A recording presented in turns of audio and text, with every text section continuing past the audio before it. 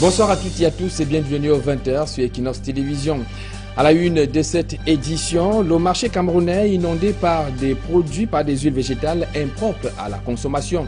L'agence de la norme et de la qualité, l'ANOR, révèle que sur seulement 6 entreprises sur la vingtaine qui exercent dans le secteur oléagineux au Cameroun disposent d'un certificat de conformité de leurs produits. Et puis encore un comité ad hoc mis sur pied dans le cadre de la gestion du droit d'auteur au Cameroun. Le comité mis sur pied par le Premier ministre a pour mission à l'espace de 2 semaines de faire des propositions pouvant permettre de sortir de la crise qui persiste dans ce secteur depuis plusieurs années. Enfin, le phénomène de l'immigration clandestine prend de plus en plus d'ampleur en Afrique. Le drame sur la Méditerranée qui a fait 250 morts nous permet de marquer un temps d'arrêt dans ce journal, notamment dans la deuxième partie, pour s'intéresser de près sur les causes et même les conséquences de ce phénomène. A tout de suite.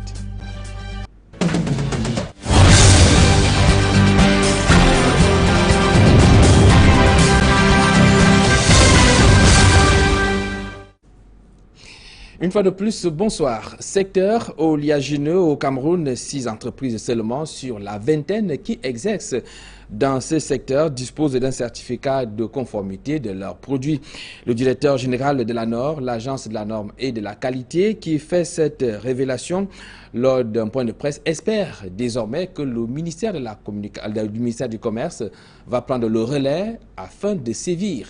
Plus de précisions avec Emmanuel Diop et Marcelin Gansop. C'est la navigation à vue dans le secteur des huiles végétales raffinées, produites ou distribuées sur le marché national. Les résultats disent donc clairement que sur la vingtaine d'huiles végétales qu'on a retrouvées sur les marchés camerounais, seuls 2 des producteurs locaux ont bénéficié des certificats de conformité et 4 entreprises ont bénéficié des 6 certificats pour les produits importés. Ça, c'est pour toute la période allant de 2012 à 2015. On a dit 6 sur 24 à peu près, vous pouvez faire le calcul. Donc, sur le marché camerounais, il existe beaucoup d'huiles végétales. Très peu ont bénéficié d'une évaluation de la conformité aboutissant à un certificat de conformité. C'est dire que les autres marques d'huiles végétales qui pullulent nos marchés n'ont pas droit de citer. Sur le marché, on trouve plein d'huiles végétales qui sont vendues. Je ne voudrais pas dire que les autres huiles qui sont sur le marché ne sont pas de bonne qualité, mais nous ne pouvons pas le garantir parce que ces huiles n'ont pas reçu de certificat de conformité à la norme. Mais la norme n'a pas le pouvoir de nettoyer le marché. C'est une prérogative, mieux, une des missions fondamentales du ministère du Commerce. Le ministère du Commerce qui est en charge de la surveillance du marché, quand ils se retrouvent sur le terrain, ils exigent le certificat de conformité à la norme. Pour ceux qui n'ont pas de certificat de conformité à la norme, ils savent très bien faire le travail, c'est-à-dire retirer les produits du marché. Luc Magua Baga Tangana doit donc déployer ses hommes sur le terrain pour retirer des marchés et autres grandes surfaces les produits qui ont tourné le dos à la conformité. Avant de publier la liste des huiles végétales ayant obtenu des certificats de conformité, l'Agence des normes et de la qualité a mené plusieurs concertations avec les opérateurs économiques de divers secteurs d'activité. Visiblement, ce souci d'assainissement n'est pas partagé par tous. Désormais, les prélèvements se feront en bonne intelligence avec la douane au port de Douala. Et les marchandises ne pourront être mises sur le marché qu'après avoir obtenu le certificat de conformité à la norme. Mais l'Agence des normes et de la qualité entend continuer à jouer le rôle qui est le sien, à savoir réguler le marché national. Eh bien, les huiles végétables non raffinées, non conformes inondent nos marchés. Leur prix abordable attire de nombreux consommateurs qui ignorent tout de leur qualité douteuse et même de l'impact négatif que ces huiles ont sur leur santé. Et retrouvons une fois de plus Emmanuel Diop et Marcelin Gansop. La plupart des huiles végétales que nous consommons seraient dangereuses pour notre santé. La sentence est brutale si l'on s'en tient à la liste que vient de publier l'Agence des normes et de la qualité. Mais combien de fois ces huiles raffinées ont-elles achevé leur course dans nos marmites sans que les consommateurs ne se doutent de quoi que ce soit? Petit test dans un marché de la capitale.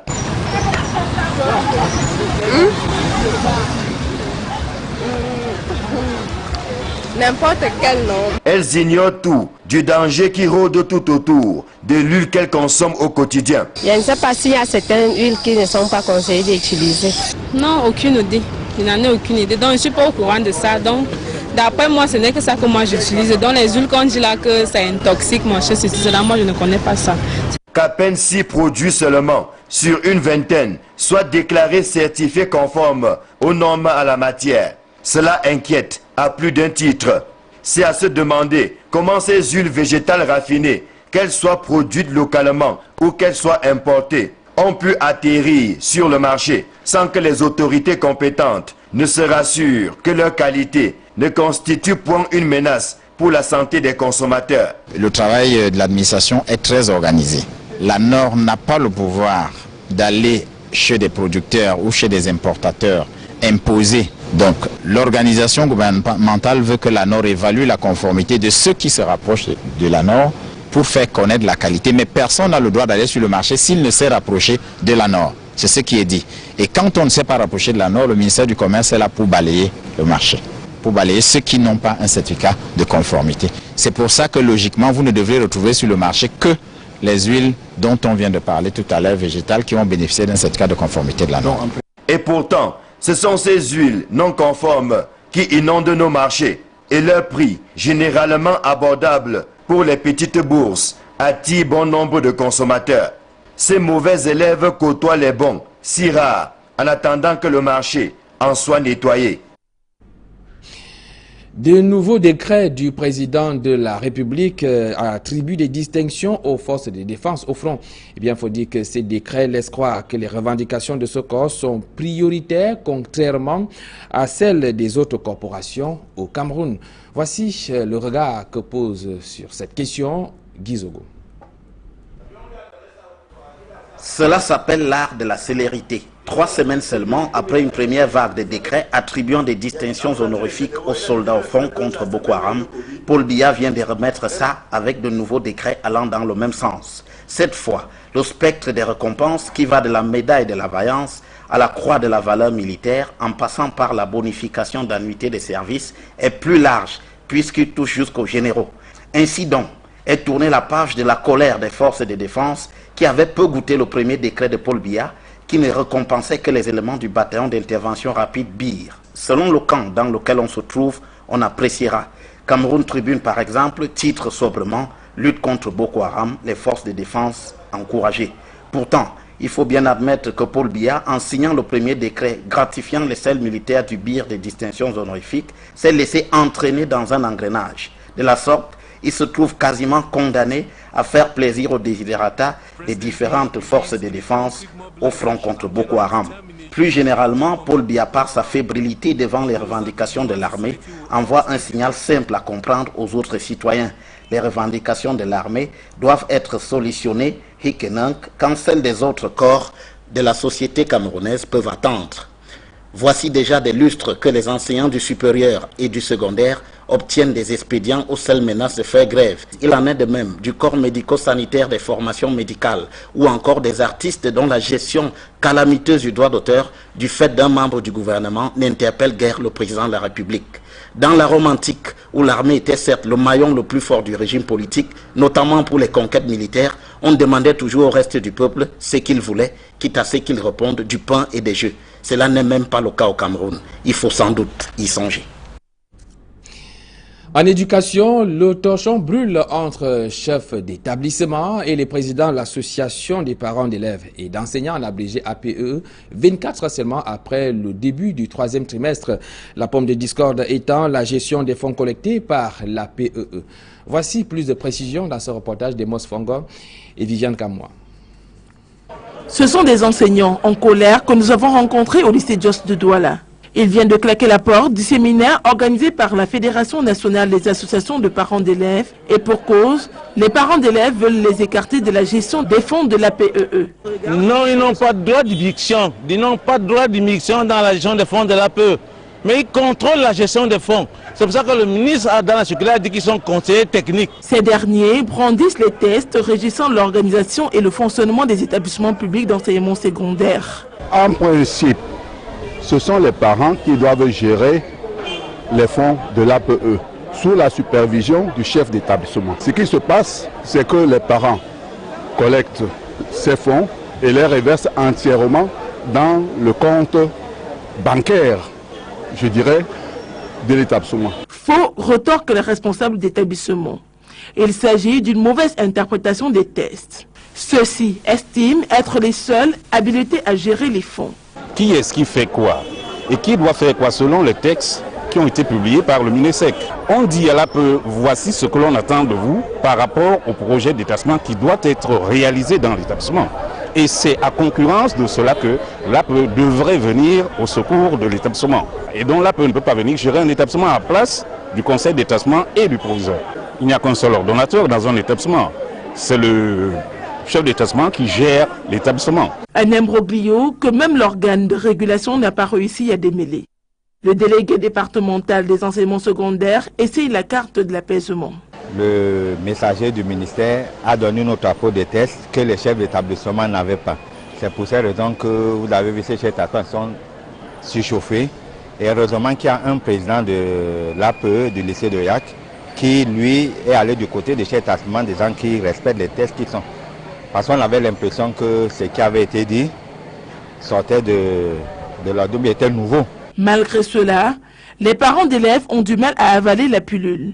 Selon François Banga, président de l'association des parents d'élèves et des enseignants du lycée de Nubel, les textes réglementaires stipulent que les chefs d'établissement sont des conseillers techniques et rien de plus. L'APE n'est pas la vache à lait ou la vache à lait responsable des établissements publics. Nous nous en référons à la dernière circulaire de M. le ministre, qui n'est qu'un texte d'application de la loi de 2001.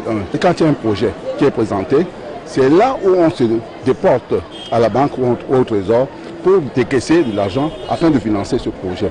On ne prend pas globalement. En principe, tous les fonds sont réservés dans les fonds de l'établissement. Le séminaire sur la gestion des fonds de l'APE s'est achevé en queue de poisson. Chacun des protagonistes étant campé sur ses positions.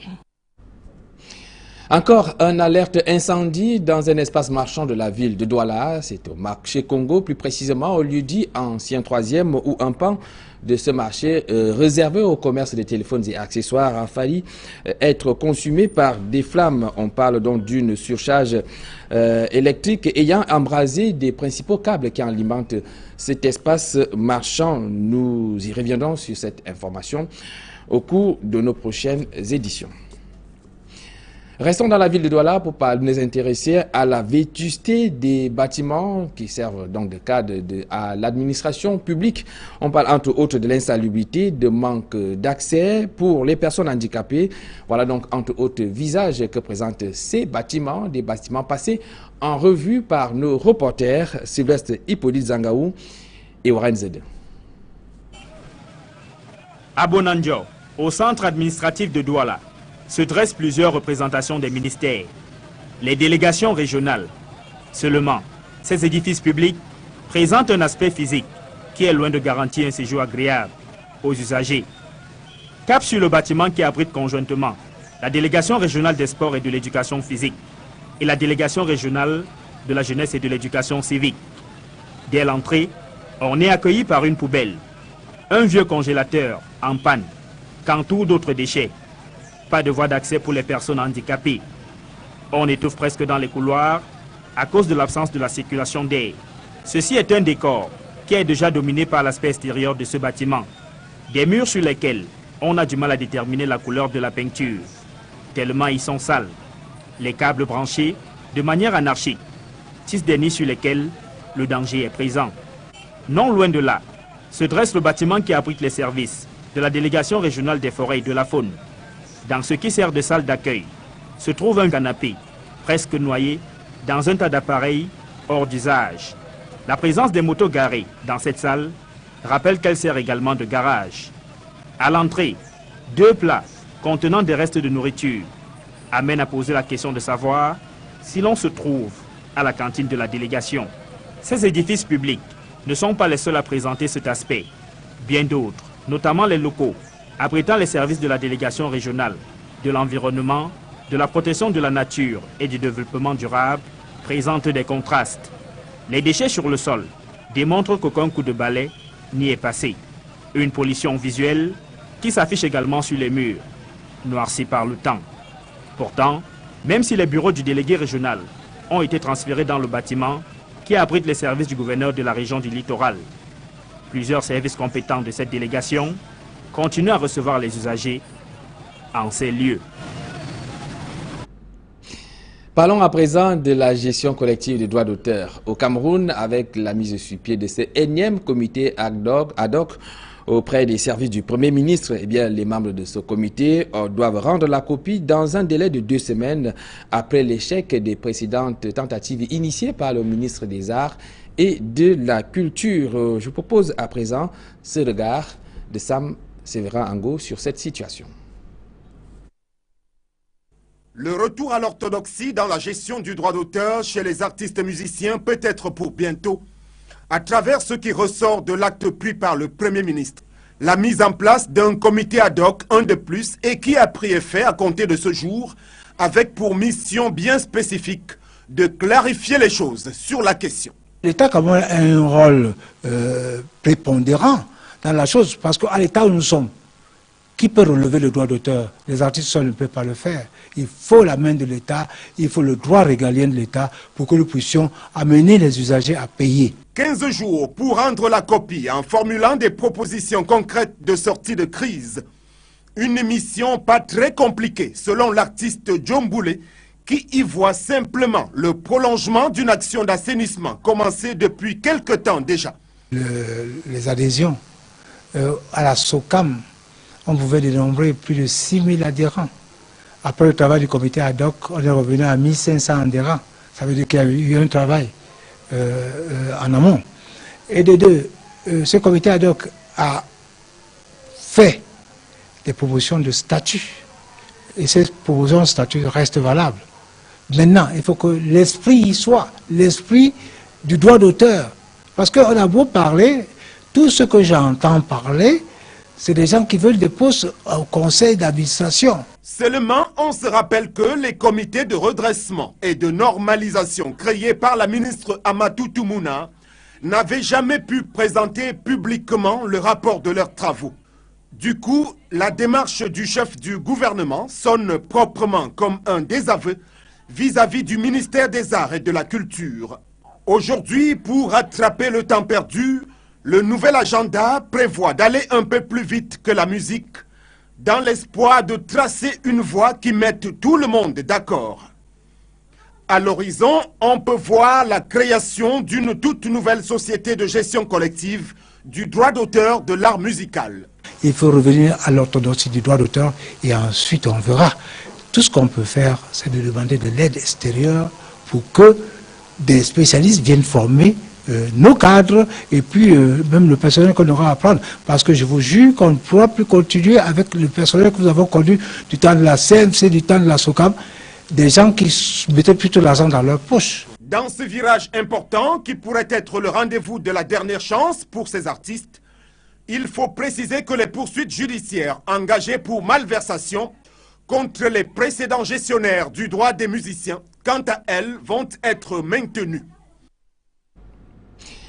Le 24 avril prochain marque le 78e anniversaire du décès du docteur Eugène Jameau, celui-là même qui a vaincu la maladie du sommeil en Afrique.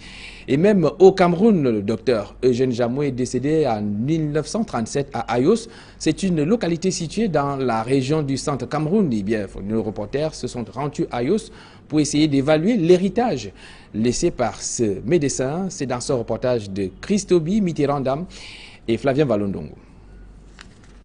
Ici, Ayos, l'une des localités de la région du centre qui abrite encore les restes des œuvres du docteur Eugène Jameau. Cet artisan de la lutte contre la maladie du sommeil en Afrique n'est pas prêt à y être oublié. Il a construit des écoles de formation en sciences de la santé et dont l'un des meilleurs élèves fut l'ancien Premier ministre Charles Assalé. L'école qui formait les aides de santé, mais qu'on appelait communément médecins africains, dont le premier major fut ancien Premier ministre Charles Assalé en 32, de 32 en 34. Et cette école qui a commencé à former aussi les infirmiers diplômés français, après les infirmiers diplômés d'État, est revenu former un cycle qui était spécifique au Cameroun, qui était les infirmiers brevetés. La localité d'Ayos, qui fut l'une des grandes bases du docteur Eugène Jammot, garde encore quelques marques. Des bâtisses, quoique en état de délabrement avancé, constituent l'une des meilleures empreintes. La municipalité est en train de voir pour restaurer tous ces vestiges, qu'on peut appeler, comme chez les Blancs, ancien hôpital, dont les bâtiments que vous avez donc vus. Des fils d'Ayos qui retracent certains moments de cette histoire gardent le souvenir de l'un des compagnons du docteur Eugène Jammot, dont la tombe reste visible. À l'hôpital central de Yaoundé, vous avez un pavillon Lagarde. Lagarde a été enterré ici en 1941, lui-même qui était médecin capitaine des troupes coloniales lors de la Deuxième Guerre mondiale. Il est arrivé ici que sa vie finissait ici.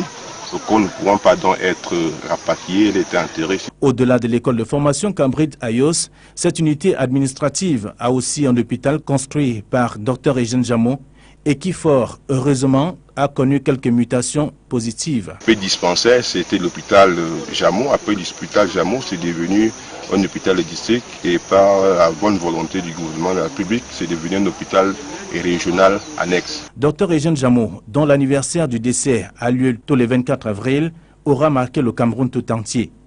Malgré l'enclavement de la ville d'Ayos, le souvenir du docteur Eugène Jammot, à travers ses réalisations ici, reste comme l'un des meilleurs héritages pour des générations successives et de celles du Cameroun tout entier. On parle à présent de l'harmonisation des procédures entre la CEMAC et la CIAC qui est en marche. C'est à travers la 3e réunion qui s'est ouverte à Yaoundé. Il faut dire que les résolutions de ces travaux seront soumises à l'appréciation des ministres des différents pays membres afin d'accélérer l'intégration dans la zone Afrique centrale. Guy Zogo nous en dit plus dans cet élément. L'heure du mariage entre la communauté économique et monétaire de l'Afrique centrale CEMAC et la communauté économique des États de l'Afrique centrale CEAC semble avoir sonné. C'est en tout cas l'objectif qu'affiche la 3e réunion de pilotage de la rationalisation des communautés économiques régionales en Afrique centrale, COPI-CER, ouverte à Yaoundé. La question qui préoccupe les participants à cette réunion est la question de l'harmonisation des programmes des 2 institutions d'intégration de la sous-région, à savoir la CEMAC et la CEAC. Côté contenu des travaux, le champ d'action des experts est fixé pour baliser le terrain. Il y avait 12 domaines retenus en ce qui concerne l'harmonisation des 2 communautés économiques. Et pour l'instant, on a traité 5 domaines. Ce qui autorise à l'optimisme, même si la réalité du terrain ne le corrobore pas toujours. Parce qu'on est dans le processus. Il y a la libre circulation qui est enclenchée, qui est l'un des domaines d'ailleurs. On sait qu'elle est effective dans 4 pays. Les autres pays sont en train d'embrayer le pas.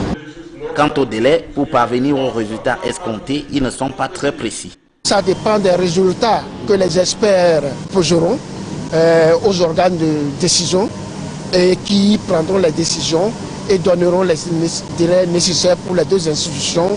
Pour le moins, l'intégration dans la CEMAC et la CEAC reste en chantier. Signature des accords de partenariat économique entre l'Afrique centrale et l'Union européenne, eh bien, il faut dire qu'on est loin du compte. Et en cause, le manque de compétitivité des produits que proposent les pays de la sous-région Afrique centrale sur le marché international. Ces questions sont à l'ordre du jour de la 34e session du comité régional de la coordination des négociations, les travaux qui se tiennent à Douala. Plus de précisions avec Oriol Tchoumi. Plus de 10 ans après le début des négociations entre l'Afrique centrale et l'Union européenne en vue de la signature des accords de partenariat économique, l'on n'est toujours pas fixé sur la fin effective de ces négociations. Il s'agit de travailler avec les pays qui ont mis en place ces normes-là. Être sûr qu'à chaque étape, on respecte la règle pour arriver à l'objectif final. Donc, ce n'est pas que c'est bloqué, non, c'est un processus, ça prend du temps, mais à un moment donné, on va arriver bout du processus. Pascal Youbilaga reconnaît que le marché camerounais et celui de la région Afrique centrale regorgent d'une bonne quantité de produits. Mais il pense qu'il faut aller au-delà de la quantité. La quantité, c'est bien, mais aujourd'hui le marché est de plus en plus exigeant. Il y a non seulement les normes, mais il y a la concurrence des autres produits. Donc c'est celui qui présente des produits de meilleure qualité qui peut vendre sur le marché international. Le commissaire lève le pan de voile sur la mort supposée de la douane camerounaise. Il y aura réduction des droits de douane, suppression de certains droits de douane pour une catégorie de produits, pas sur l'ensemble des produits. Mais il y a des catégories de produits que nous jugeons des sensibles. C'est pour ça que les différents douaniers de notre région ont fait ce qu'on appelle des listes de produits sensibles qu'il ne faut pas ouvrir, donc sur lesquels nous allons continuer à percevoir le droit de douane. Donc ce n'est pas tous les produits. Donc la douane ne mourra pas. Deuxièmement, il faut dire que l'accord de libre-échange que nous négocions est uniquement en destination de l'Union européenne. Mais les autres pays qui ne font pas partie de l'accord, je prends l'Afrique du Sud, les pays émergents, le Brésil, les États-Unis, etc., continueront leurs produits. Sur leurs produits, nous allons toujours prélever les droits de douane. Et sur les produits européens pour lesquels on supprime les droits de douane, il y a des compensations. Donc c'est pas, la douane ne va pas mourir, il y aura toujours les droits de douane. Le Cameroun abrite à Douala les travaux de la 34e session du comité régional de coordination des négociations de signature des APE. On a pensé, certains ont pensé que le fait que le Cameroun ait signé un accord bilatéral avec l'Union européenne signifiait son désengagement par rapport à la cause régionale. Les pistes qui devraient mener à la conclusion d'un APE complet restent encore en voie d'exploration. À l'étranger, Afrique du Sud, le pays de Nelson Mandela replonge dans la violence. Une violence qui révèle cette fois-ci le caractère xénophobe. Cela fait plus de 3 semaines que cela dure.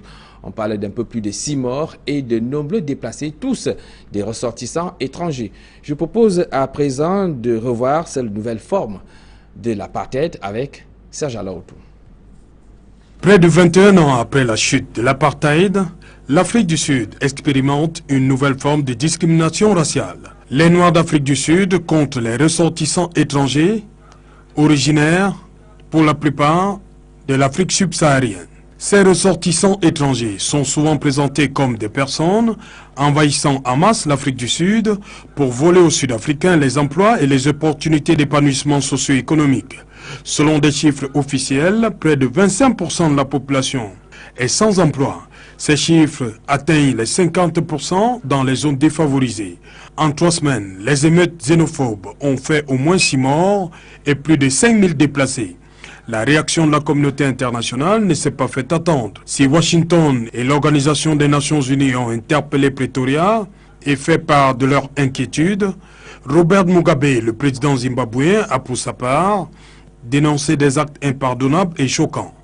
Comme lui, le président du Malawi a affrété des bus pour le rapatriement de ses ressortissants. Pendant ce temps, le gouvernement sud-africain affiche sa volonté d'en finir avec ces attaques xénophobes. Jacob Zuma, après avoir annulé un déplacement en Indonésie, a promis que son gouvernement ferait tout pour mettre fin aux violences. Une déclaration faite dans un camp de réfugiés près de Durban. Malgré le relatif retour au calme dans les régions secouées par ces violences xénophobes, les observateurs demeurent vigilants et attendent de voir comment les autorités vont traiter une situation qui rappelle celle de 2008 où 62 personnes ont été tuées, en particulier à Soweto, le plus grand township sud-africain situé dans les faubourgs de Johannesburg. À titre de rappel, c'est en 1948, avec l'arrivée au pouvoir du Parti national, que l'apartheid est érigé en doctrine nationale. Mais avant cela, l'acte fondateur de cette discrimination raciale reste la Land Act de 1913 qui accorde 87% des terres aux Blancs contre 13% seulement aux Noirs. Eh bien, toujours à l'étranger, cette fois en Égypte, l'ex-chef d'État Mohamed Morsi et ex-leader de la confrérie des frères musulmans a été condamné ce jour par un tribunal du Caire à une peine de 20 ans de prison. Depuis sa sortie du pouvoir, Mohamed Morsi faisait l'objet de poursuites pour son implication présumée dans les violences qui avaient embrasé le pays au lendemain des élections. En Égypte, l'on craint les réactions des rangs des partisans de l'ancien président qui a tout de même échappé à la peine de mort. Eh bien, avant la deuxième partie de ce journal, cette information à caractère publicitaire, Orange Cameroun, leader sur le marché de l'innovation et de la compétitivité, l'entreprise de téléphonie mobile a séduit tous les participants au salon du commerce et du paiement électronique à Douala à travers son exposé sur sa 3G+. Reportage. Booster l'innovation et la compétitivité. Orange Cameroun est devant de la scène dans le commerce et le paiement électronique. L'entreprise de téléphonie mobile s'est démarquée lors du salon du e-commerce et du e-payment à Douala en démontrant notamment les innovations qu'apporte sa 3G+. Orange propose effectivement un réseau 3G+, et nous avons comparé dans notre exposé la 3G+, comme étant un boulevard, un grand boulevard où effectivement il peut y avoir plusieurs utilisateurs qui peuvent trafiquer dessus pour pouvoir échanger des contenus pertinents. Et derrière, effectivement, il faudrait que la 3G soit accompagnée des différents services pour pouvoir effectivement booster le développement économique de notre pays. La 3G+ d'Orange Cameroun se positionne ainsi comme une offre imbattable sur le marché. Premièrement, ce qu'en termes d'innovation, la 3G+ d'Orange propose une connexion en illimité. Ça veut dire en fait lorsque vous souscrivez à un forfait internet mobile Orange qui est valable sur 7 jours avec 400 mégaoctets valables, lorsque vous avez épuisé votre volume de données, vos 400 mégas, pendant 2 jours, les 5 jours restants, Orange vous permet de rester connecté à vitesse réduite sur Internet et donc de pouvoir effectivement vivre une expérience digitale, de pouvoir rester connecté avec ses proches et sa famille. Pour accéder à la 3G+ d'Orange Cameroun, il suffit simplement de souscrire à un certain nombre de paramètres. La première condition que nous proposons à nos clients, c'est d'être dans une zone de couverture 3G. Parce que vous savez, le réseau Orange Cameroun est en plein déploiement. Aujourd'hui, nous couvrons point de 20 localités. Et donc, il faudrait être dans une zone de couverture pour pouvoir bénéficier de la 3G+. Maintenant, il va falloir effectivement avoir un terminal compatible 3G. Et également avoir des bons paramètres 3G. Lorsque votre terminal n'a pas de bons paramètres 3G, vous pouvez envoyer un SMS au 932 Orange. Il y a un message de configuration qui vous sera envoyé. Vous n'aurez qu'à valider sur ce message. Si un code est requis, vous rentrerez 4.0 pour pouvoir effectivement paramétrer votre terminal. Vous pouvez aussi le paramétrer manuellement en allant dans réseau mobile paramètres APN et définir l'APN Orange public qui est Orange. Également, les utilisateurs, nous avons constaté, la plupart des utilisateurs au Cameroun possèdent des téléphones avec 2 positions pour les SIM. Il est important que la SIM Orange soit à la position 1 pour pouvoir bénéficier de la meilleure expérience possible sur la 3G+ Orange. Les participants à ce salon du e-commerce à Douala sont tombés sous le charme de la 3G+ d'Orange Cameroun. Grâce à cet exposé, j'ai su qu'en 26 secondes, vous pouvez télécharger une vidéo grâce à la 3G+ en 26 secondes, ce qui n'était pas possible avant. La 3G+ d'Orange Cameroun permet également d'avoir plus facilement accès aux produits de e-santé à travers le service My Healthline qui offre des consultations en ligne. Entre autres, la 3G+ d'Orange Cameroun est donc l'offre à saisir. Avec Orange, la vie change avec Orange. Eh bien, je vous invite à présent à vous joindre à nous pour la deuxième partie de ce journal. C'est juste après ceci.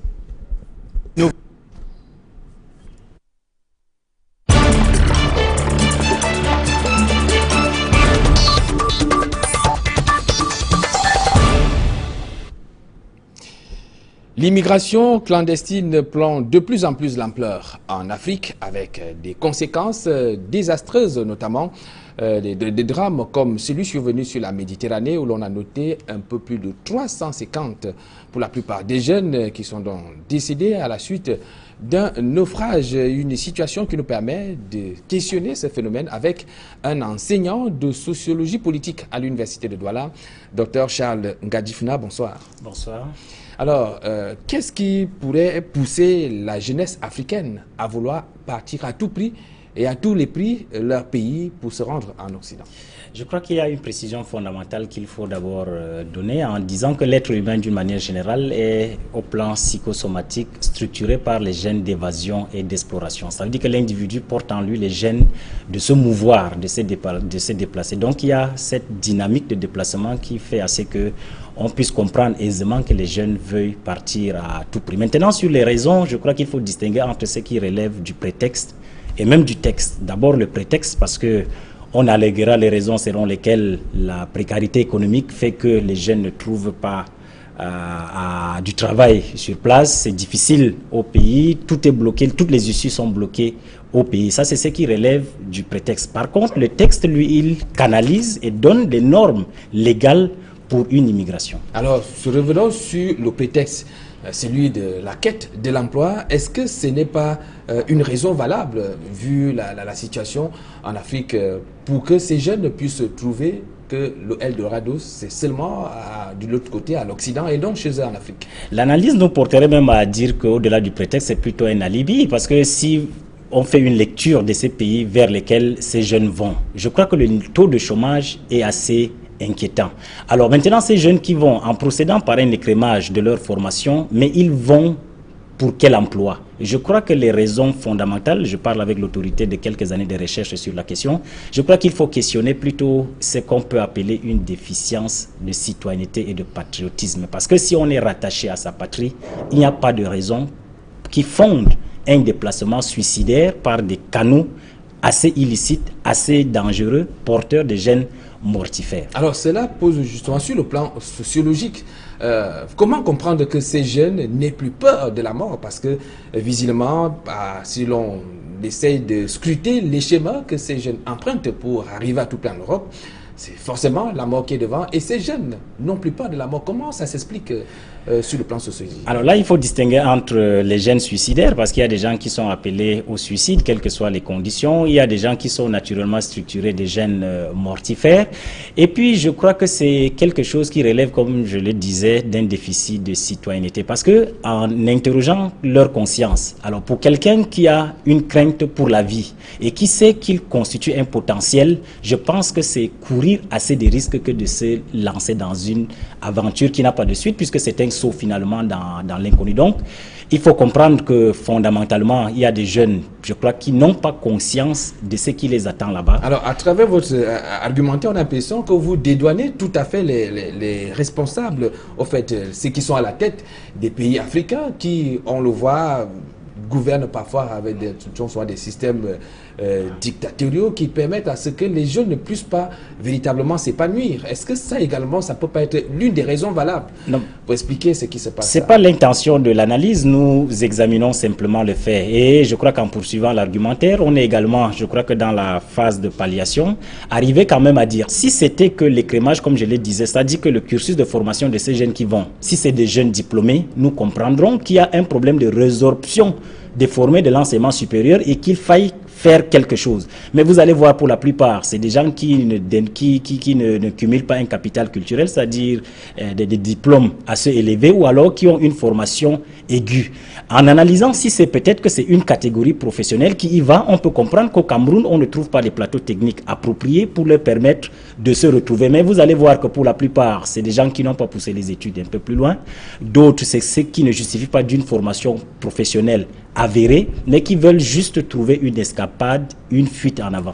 Eh ben, est-ce que c'est parce que forcément on n'a pas poussé avec les études plus loin qu'on ne peut pas trouver un cadre propice pour un meilleur épanouissement dans son propre pays? Est-ce que cela ne relève pas peut-être de la volonté, même de la gestion de ceux qui sont à la tête de ces pays? Comment réussir donc à mettre un terme à cette situation, à ce problème qui se pose? Je crois que cette analyse ne pouvait pas prospérer, parce que si la démarche de ceux qui se lancent dans cette aventure périleuse, et que j'allais même dire suicidaire, relevait du fait que les commodités ou bien les normes requises pour une immigration légale, peut-être en termes de coûts, étaient onéreuses, et qui avait peut-être lieu d'alléger la procédure, on comprendrait qu'on utilise la voie illicite, la voie illégale, pour contourner le fait. Mais alors, les jeunes ne se sont pas constitués pour dire, pour avoir un visa en France, c'est assez compliqué. Si on justifie de telles formations, on peut nous accorder certaines facilités. Je crois que ça rentre simplement dans le registre